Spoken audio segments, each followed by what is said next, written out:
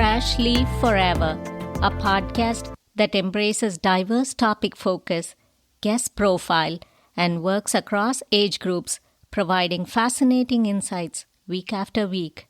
I'm your host, Vai Kumar, and let's get on board with another interesting guest today.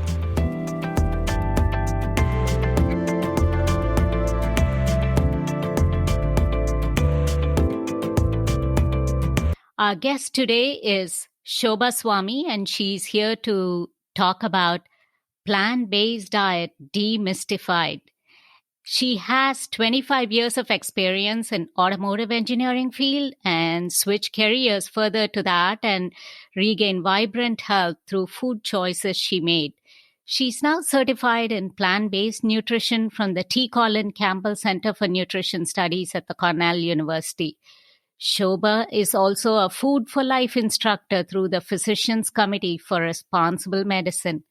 She teaches cooking classes with Dr. Jennifer Rooke at Morehouse School of Medicine, Atlanta, in addition to classes in the Alpharetta area and at various community centers and organizations.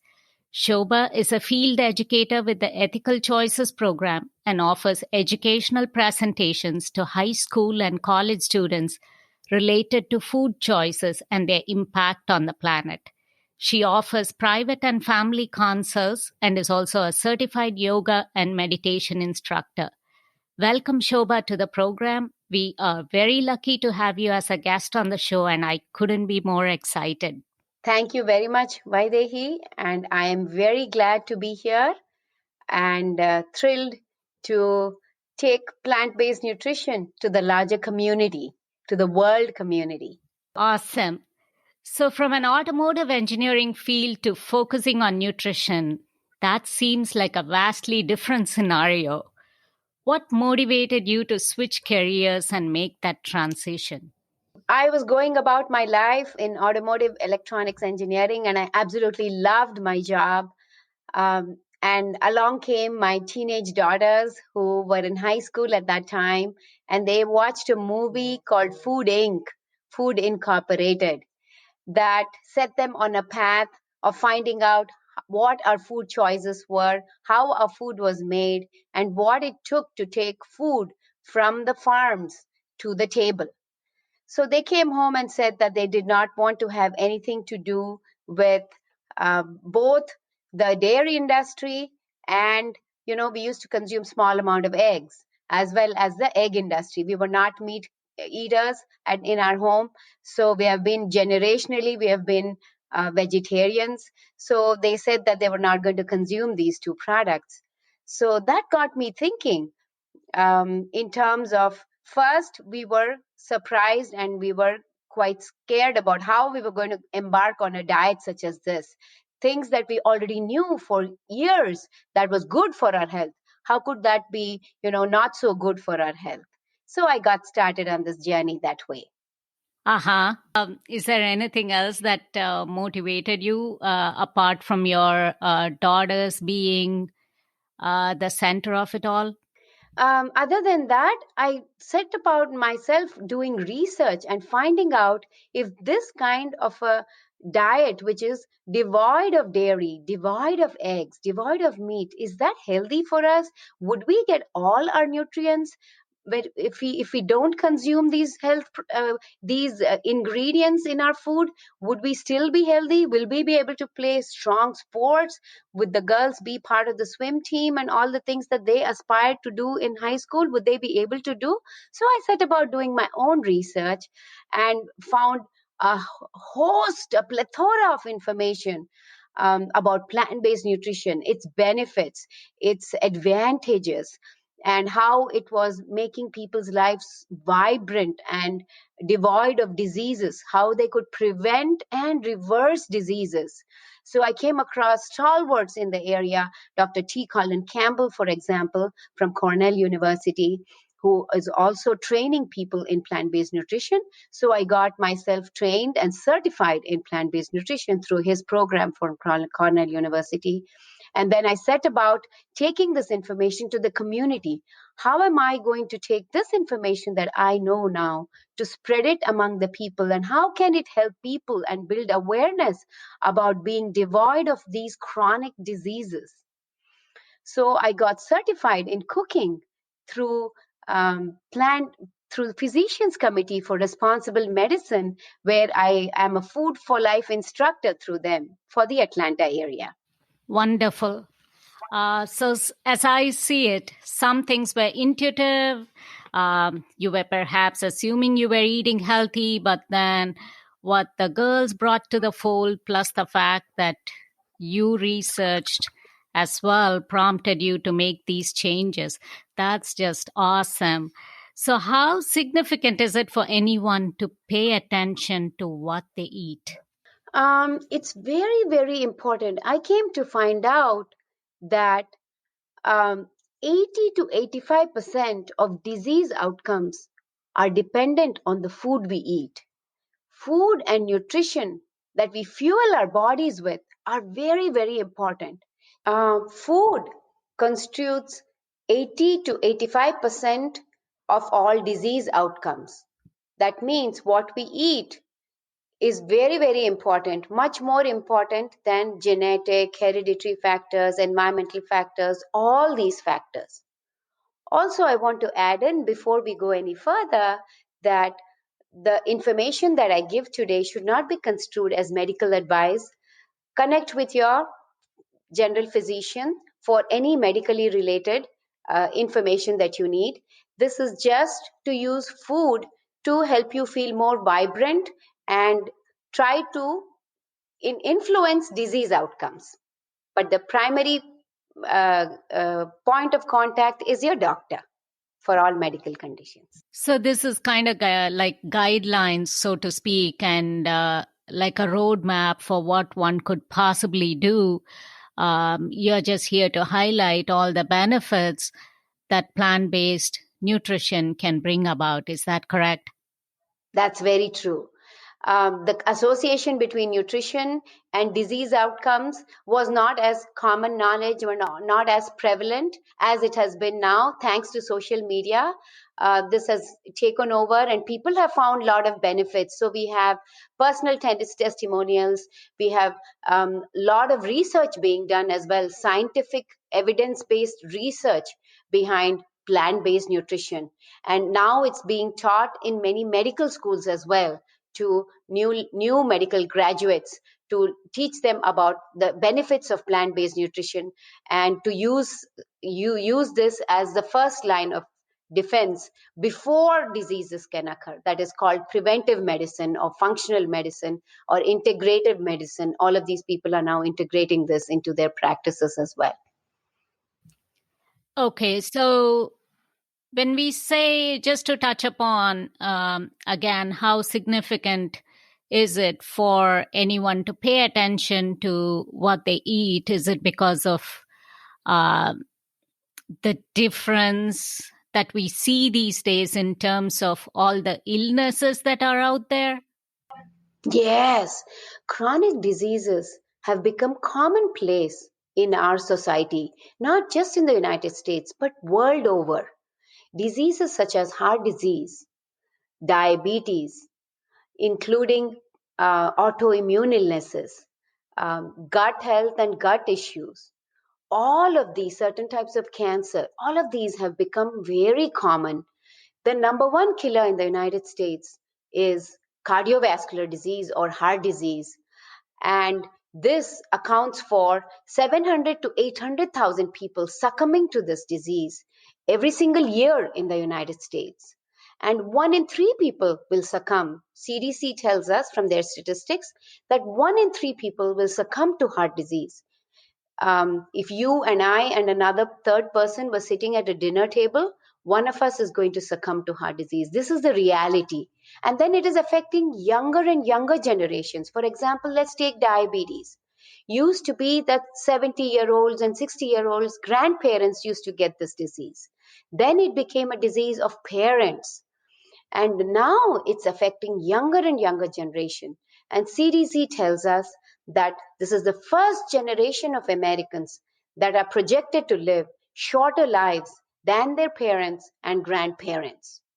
And today we can dwell upon why this is the case and how food can change some of these disease outcomes. When you say CDC, just for our world audience to have an idea, would you just uh, tell them what CDC is and what exactly you're trying to refer to? It is the Center for Disease Control, which monitors in the United States not only infectious diseases, but also long term chronic illnesses and preventable diseases as well, and what is more prevalent and what is the state of health in the United States. So, the state of health is determined by the statistics that the Center for Disease Control collects, and it's a governmental agency here in the United States that monitors our health and the state of health and puts out statistics and public service announcements as well with regards to preventive medicine. Thank you so much, Shobha, for that clarification. I thought that was important that everyone out there was not left puzzling, and because we are talking not just from the context of the United States, but overall global scenario. So, is there a hard and fast rule as to when one should eat and why?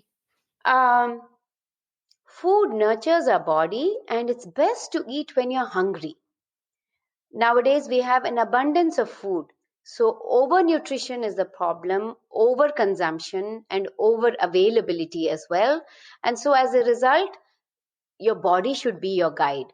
Listen to your body. Whenever you're hungry, you eat. You don't have to follow guidelines such as eat every 2 hours or eat often or small meals more often. Eat healthy food and split it between whenever you're hungry, preferably 2 to 3 meals a day. You can eat a breakfast. Sometime around lunchtime, you can have a sizable quantity of lunch and then a dinner by evening 6 or 7 o'clock. Try not to eat too late because it can, interfere with many other systems that are trying to shut down as the sun goes down. Our bodies are, go by the clock of the earth and the universe and the sun. So it's best to, follow that and listen to your body. That would be the guideline. So, when you say do not eat frequent meals, is it because of the digestive load? And what about people with diabetes? Yeah, even though there's popular belief that diabetic patients need to eat more often, I think they benefit too by giving a gap between meals, so that the body learns to digest the food and the insulin production comes back to normal before you can load more food into your body, because the body is intuitive by itself and it produces all these digestive enzymes and hormones to digest our food. It's best to give good gaps and really feel hungry before we sit down and eat another meal. So, would people with diabetes, would they have to pay attention to certain time window when they eat? Maybe a lot of the physicians and a lot of nutritionists out there in general tend to give certain specifications for people with diabetes as far as when they eat and how they eat. What is it that you would suggest?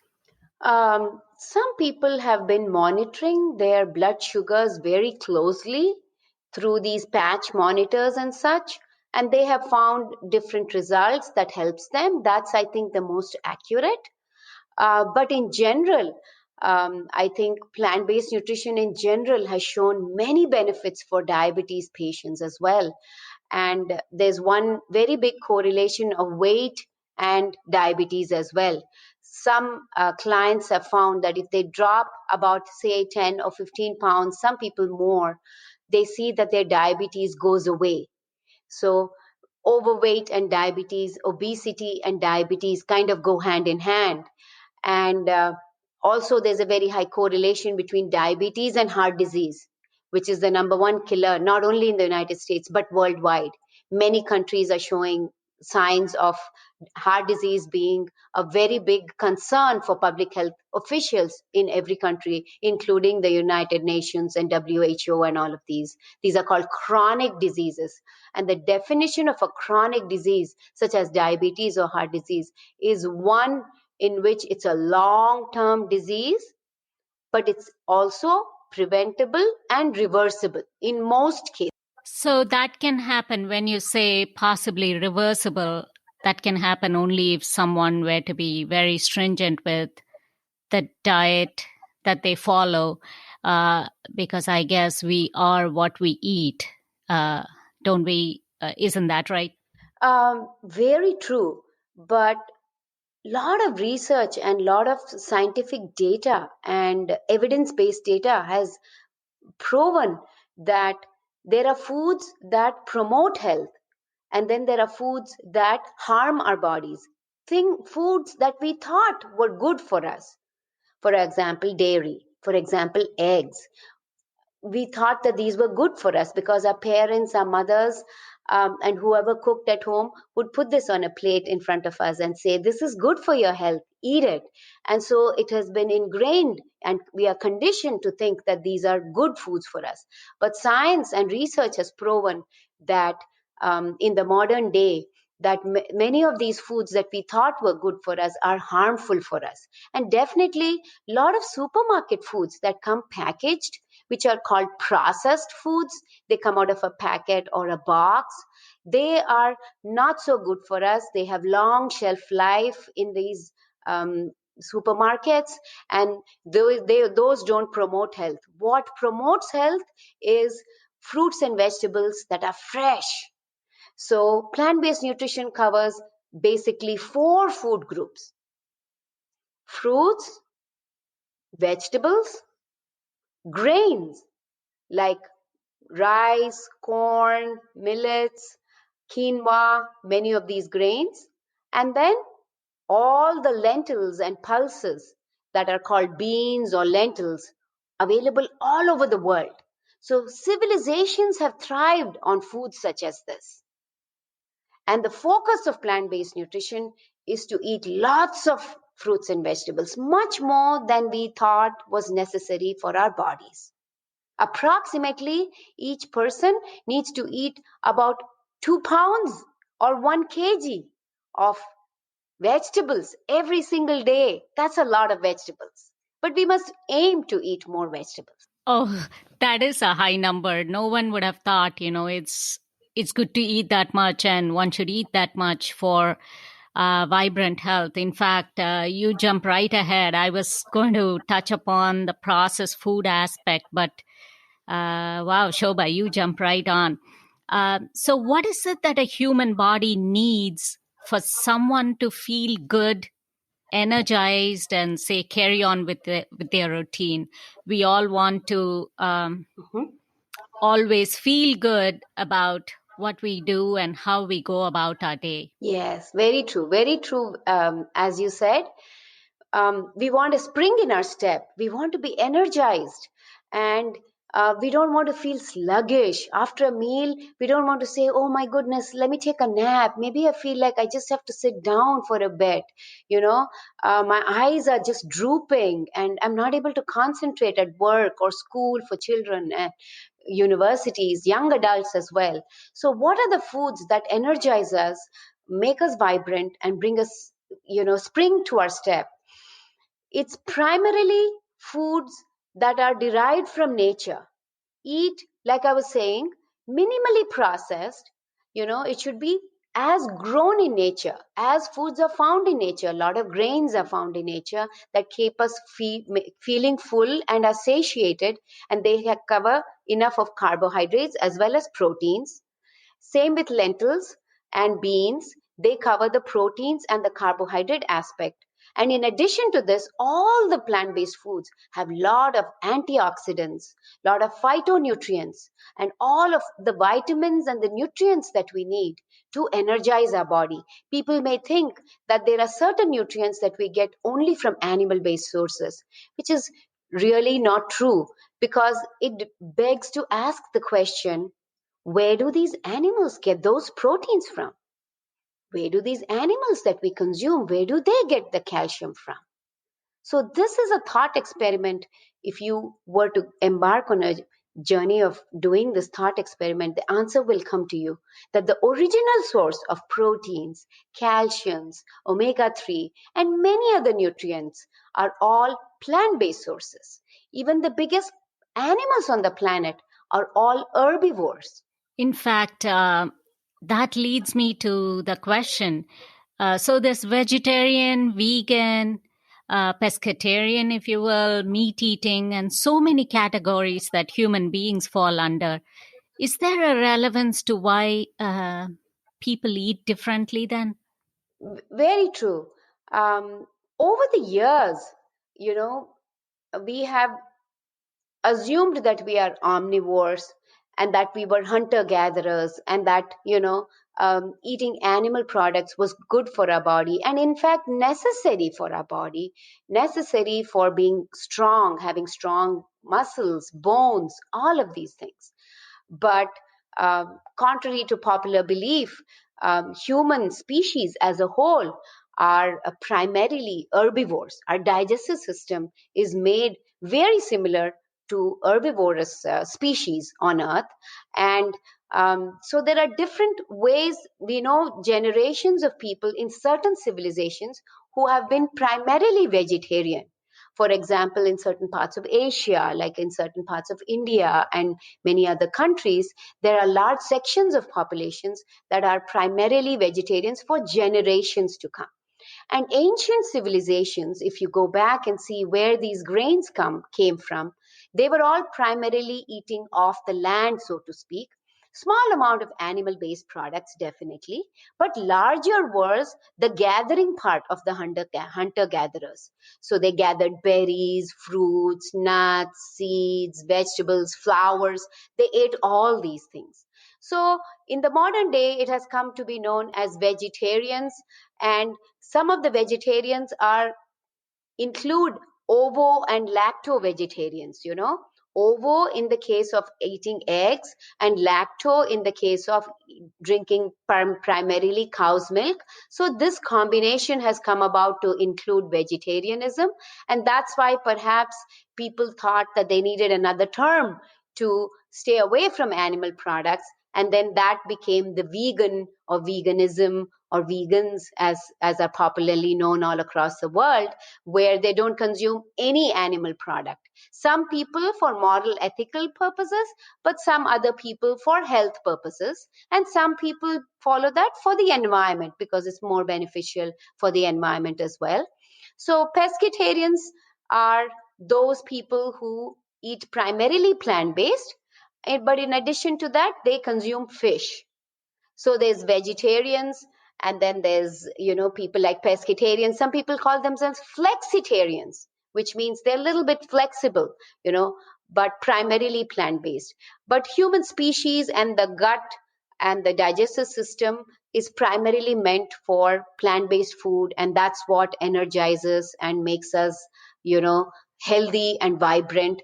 And it's very important, especially in this day and age of the coronavirus for the last 6 months, how people are becoming affected by this, and also to improve your immunity. And as fall and as seasons change, we are more susceptible to colds and many other viruses. So a plant-based diet and a nutrition plan will definitely help us keep many of these common small time illnesses like colds and coughs also at bay. Back in a moment with our guest on Fresh Leaf Forever. So, as I hear you say, it's almost like an ideal scenario and one that fits the human digestive system the best is to be plant-based. Absolutely. It's something that will not only energize you, but also research has proven that a plant-based diet helps us keep these chronic diseases at bay as well. And people have testimonials for this. It helps a vast array of modern illnesses, which were not as prevalent 50, 60 years ago, have become very common. Autoimmune illnesses, for example, allergies, eczema, gut health and gut issues. Many of these as well are best benefited. People who are suffering from these are best benefited by being on a plant-based nutrition plan, definitely. So it's almost like a game changer, if you will. Yes, absolutely. It's been a game changer for me and my family as well. I lost both my in-laws when they were in their 60s. They were just 62 and 63 each, my father-in-law and mother-in-law, when they passed away. My father-in-law passed away due to a stroke and blood pressure.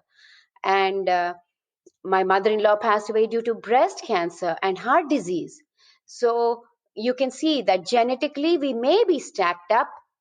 The odds may be against us to succumb to these chronic illnesses. And that's what many of us think, that as we get older, we're going to get the diseases that our parents and grandparents perhaps had. But that needn't be the case, because there's something called gene expression.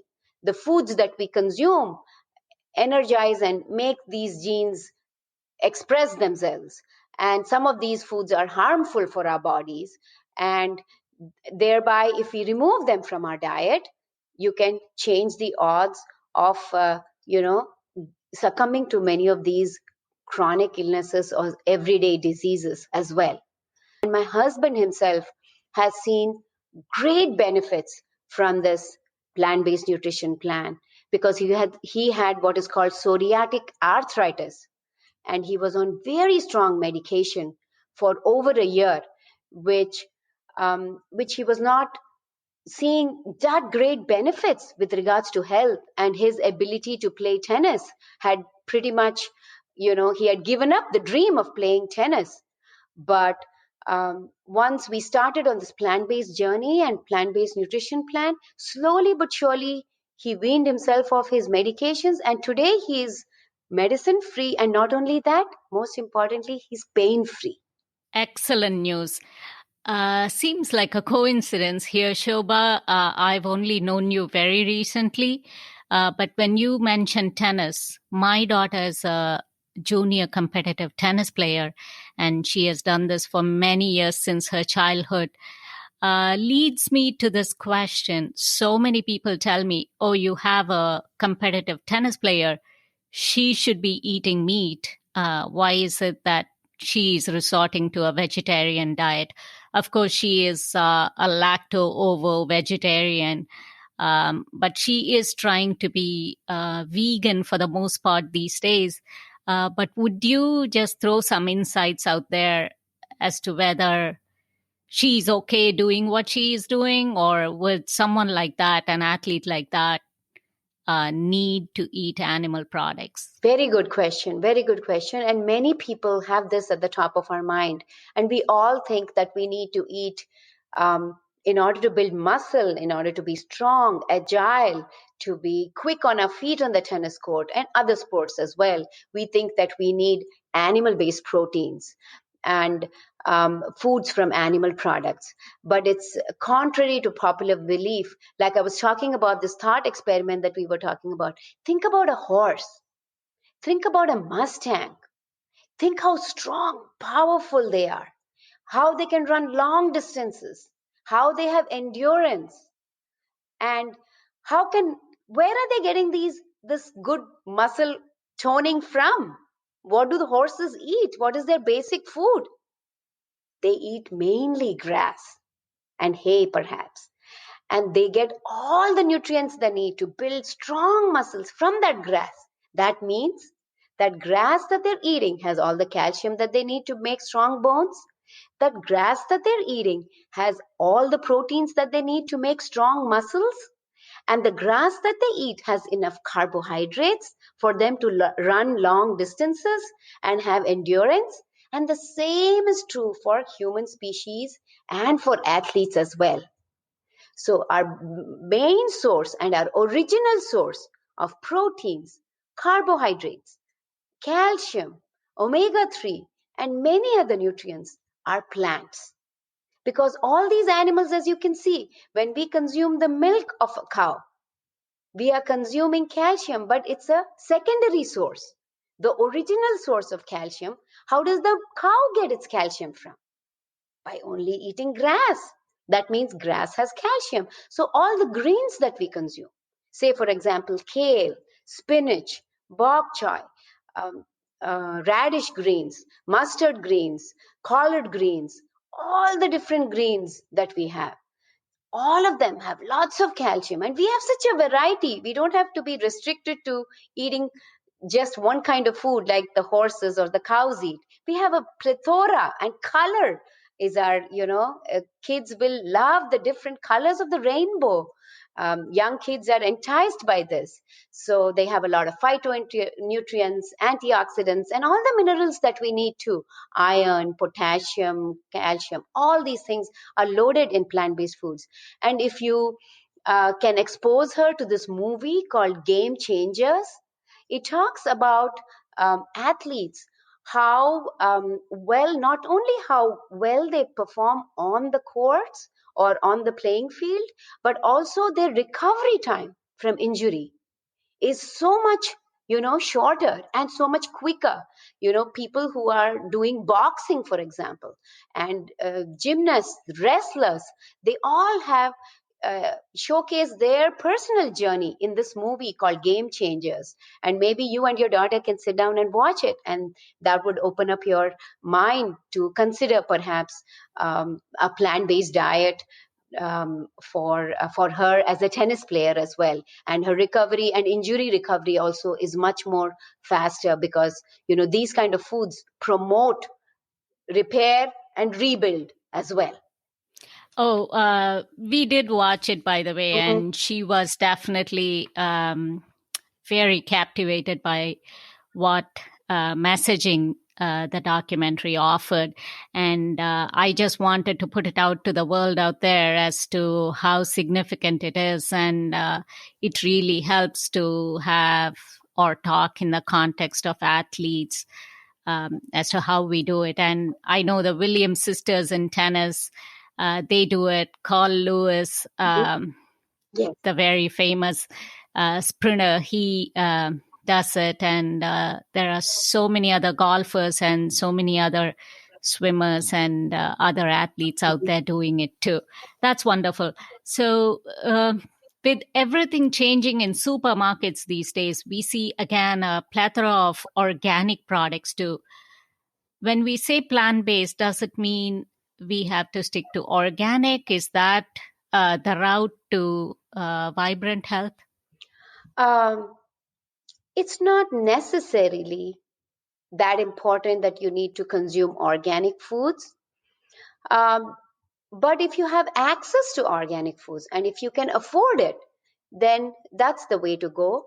But general supermarket foods that we get, fruits and vegetables, that may not be labeled organic, even frozen fruits and vegetables, are way better for our health than any of these other products that we're talking about that cause harm. And I would like to expose us to the way we would like to shop in supermarkets should be around the periphery, mainly in the produce section only. Just go to the produce section, buy your fruits and vegetables for the week, and then leave the supermarket. Just leave the store. Don't get enticed into walking through all these aisles. They may be marked as organic, fat-free, cholesterol-free, healthy, health promoting, even certain items that are tagged as plant-based. All of this may be true, but remember that we need to be eating more out as grown in nature, food as grown in nature, than food coming out of a box or a packet or processed in any way coming out of a factory. So as much as organic helps, if you have certain hormone issues and imbalances in your body, I would definitely recommend eating organic. But if you have general overall health, any of these foods that you get at fruits and vegetables you get at the supermarket will help you avert all these chronic diseases and keep you healthy. So there's not a necessity that we have to go organic. But looking back, if you look logically, we should have been organic. We should never have gotten off the organic path. That's what's good for the environment, for Mother Earth, for our bodies, and for all other species as well. You can see that even other species are impacted by us not being organic. Like, for example, the bees and, the butterflies and all these pollinators, so to speak, they all get affected by the chemicals that we use in our agricultural process. So it's best for the environment to be organic. And we hope that one day all foods will be only organic and we don't have to label them organic. That the foods available at the supermarket will be naturally good for us. We don't have to read labels and we don't have to check whether they're organic or not. I hope that answers your question. Oh, that's very well said. I think organic has become certainly more affordable, I should say, than what it used to be. And of course, I think if we can grow our own vegetables and some fruits, that also comes in handy. That way we are not totally dependent on what the supermarket offers, and we know what goes into the food that we grow. So that's a useful insight. And yeah, and very well said again, as far as even the vegan and vegetarian foods. If we walk into the different sections of the supermarket, just because it's vegetarian or vegan doesn't mean it's healthy. It's, again, all the processed food. That's the bottom line that you're trying to address. And I would like to reiterate that to the listeners. So minimally, what is it that we need to avoid to stay healthy? I have a 2-point thumb rule that makes it easy for people, and I hope it makes it easy for people. One is to avoid all animal products. Animal products have fat, cholesterol, and hormones that our bodies don't need from an external source. So all of these three things cause havoc in our bodies. So no animal products. When you look at your food and look at your plate, the question to ask yourself is, did it come from an animal? If the answer is yes, then you're going to be susceptible to many of these chronic diseases that we're talking about today. Diabetes, heart disease, cancer, autoimmune illnesses, gut health issues, and all of that. So when you look at your plate and you ask the question, is it all plant-based? And the answer is yes, then it's helpful and healthy for our body. Does that mean you have to make all the foods at home? There are certain convenience foods that we can also, that are healthy, that we can easily and quickly put together. For example, there are pre-packaged things available at supermarkets, pre-cut vegetables, beans that are easy to cook, canned beans perhaps, that you can quickly buy a few things from the supermarket and put a healthy meal together that's satisfying, fulfilling, and satiating as well. So the 2-point rule again is no animal products for one thing, and no processed foods. That includes oil as well. And we'd probably take a lot more time to discuss that one particular product, which is heavily processed in the industry, but minimal to no processed food, and then 0 to no animal products. This is the thumb rule. So if your viewers and listeners have one takeaway that I'd like for them to keep in their mind, is these 2 points with regards to their diet and nutrition plan. Isn't oil needed for absorption of proteins, or say even like fat-soluble vitamins like vitamin D? Not really, though the popular belief is we need oil not only for the reasons you mentioned, but also for better joint health. And some people think that we need fats and oils for our brain. So those essential oils are already available in all plant-based sources. And the small amount of nuts and seeds that we consume on a daily basis, that satisfies the requirement, the daily requirement for essential fats. Because if you think about it, brown rice has oil in it. You will not think so, but the outer covering, it is called rice bran, and they extract oil out of rice bran, and it's sold as rice bran oil. In fact, it's used, the white rice that we eat, it's twice sold. Rice is sold twice, once as brown rice and once as rice bran oil, and they use it in cookies and all these other bakeries and other foods. So instead, if we ate brown rice by itself whole, we would be consuming that oil as well. And when you consume corn, you extract corn oil out of it, so you have oil in that. When you consume olives, even if it's sprinkled ever so lightly on a salad, you would get 1 or 2 teaspoons or tablespoons of olives, cut olives, will provide enough essential fat and essential fats that you need. You really don't need fats as in oil, which is devoid of any nutrients, devoid of fiber, devoid of minerals, devoid of any supplements. It's actually is only 100% pure fat. There is no nutrient value in oil, and it's very detrimental for our blood vessels.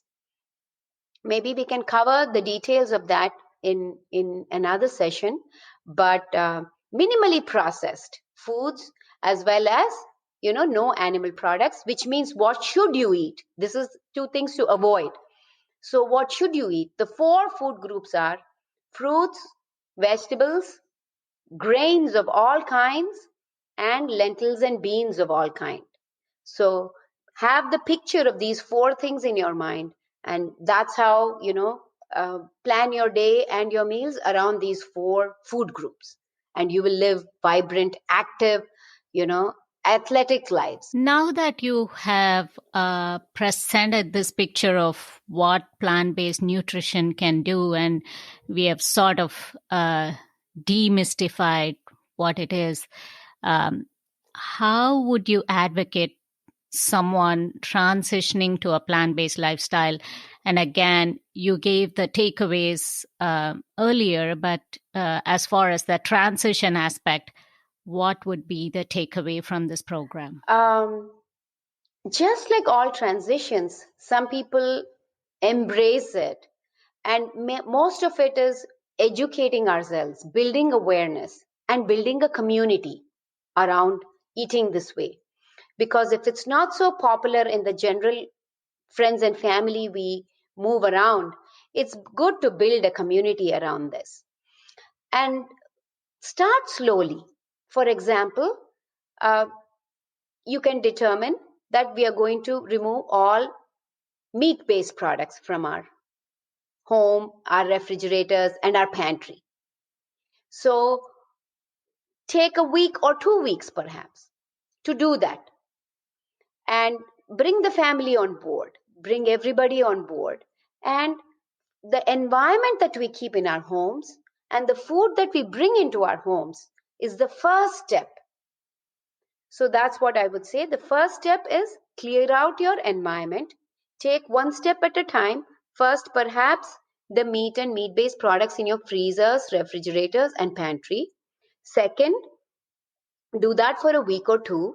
Then move on to dairy-based products. Start reading labels. So all dairy-based products. Now, all over the world, it's very easy to get plant-based milks, plant-based yogurt, and other plant-based foods, that ice creams even, that kids like, and which is an occasional food, and cakes and muffins and pastries as well. So switch to those forms slowly, and then include eggs and all these other products that are animal based ever so slowly. And this way you take 2 weeks for each category and eliminate it. And what are you left with? Again, all plant-based, the 4 food groups that we talked about. So a slow transitioning process, and include family members and a community around you. These are the 2 tips that I would give. So including people around you is going to be a motivating factor. And also when you said eggs, you were, of course, alluding to the fact that it's okay to give up eggs as well and still have a protein-rich diet.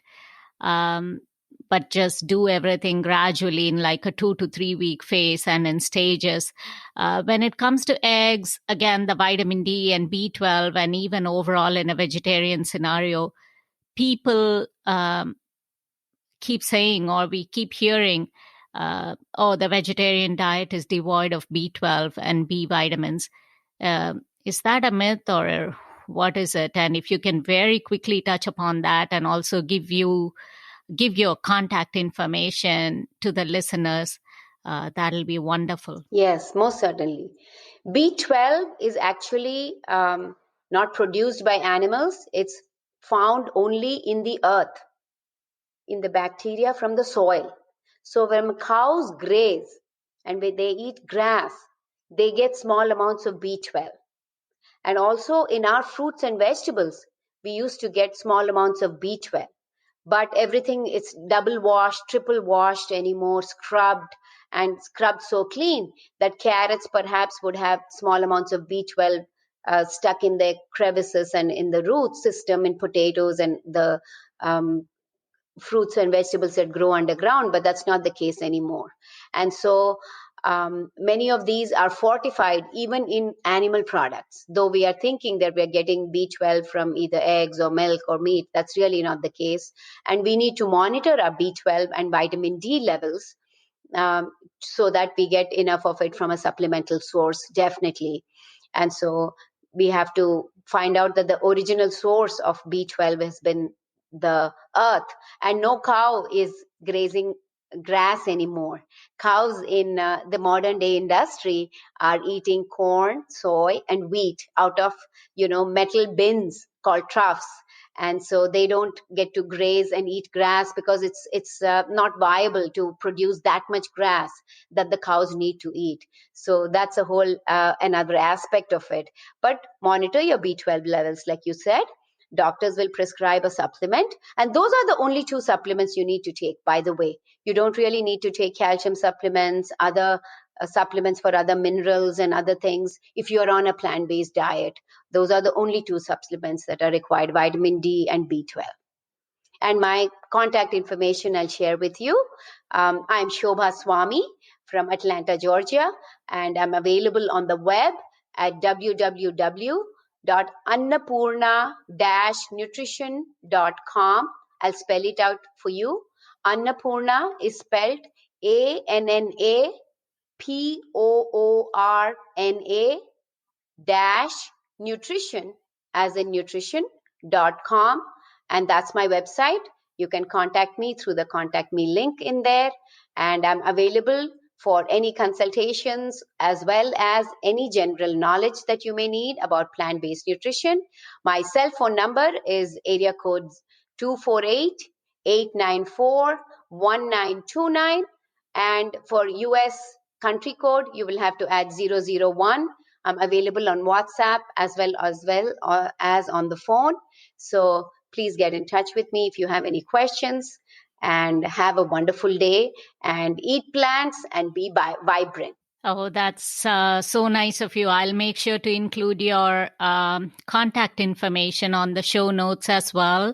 And huge eye-opening insights, Shobha, that you provided us today. And thank you so much. And we look forward to many more discussions like this in the future. And thank you so much. Thank you very much, Vaidehi. It was a pleasure, and it was just wonderful to be on this podcast to take our message to the bigger audience of the whole entire world. Thank you. That was Shobha Swamy in conversation with Vai Kumar here on Fresh Leaf Forever. Before I sign off, folks, I'd like to remind you to keep that feedback coming. I'm just so thrilled to see those every single time. And be sure to rate the podcast and follow the podcast at Fresh Leaf Forever on Instagram, at Fresh Leaf Forever1 on Twitter. The Facebook page is Fresh Leaf Forever, and the website is www.freshleafforever.com, and that's one word. I'll see you back again next week with another interesting guest and another interesting topic. Until then, it's Vi saying bye-bye for now.